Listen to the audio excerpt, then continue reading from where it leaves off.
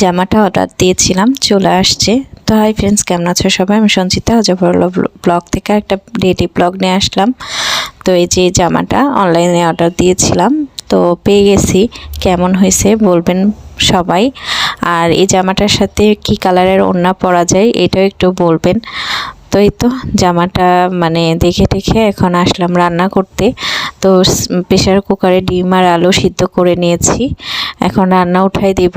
আর ওই যে আমার মানে অভ্যাস, রান্নার আগে জোগাড় না হলে ভালো লাগে না, মানে সব কিছু একবারে সুন্দর করে জোগাড় করে নিয়ে তারপরে রান্না করি।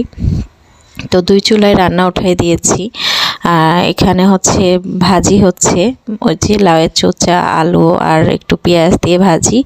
আর এই যে ডিমটাও ভেজে নিচ্ছি। আর ওই দিন যে কড়াইটা পুড়ে গেছিলো মাছ ভাজতে, তো এই পোড়াটা এখনও মানে উঠাতে পারিনি, মানে আসলে সময় পাচ্ছি না যে একটু কড়াইগুলো পরিষ্কার করব। তো যাই হোক, মানে তারপরেও কি বলবো, হয়তো দেখতে খুব একটা ভালো লাগছে না। তো এই যে এই পাশে হচ্ছে ভাজিটা করছে, আর ওই পাশে হচ্ছে মানে ডিমের ঝোল।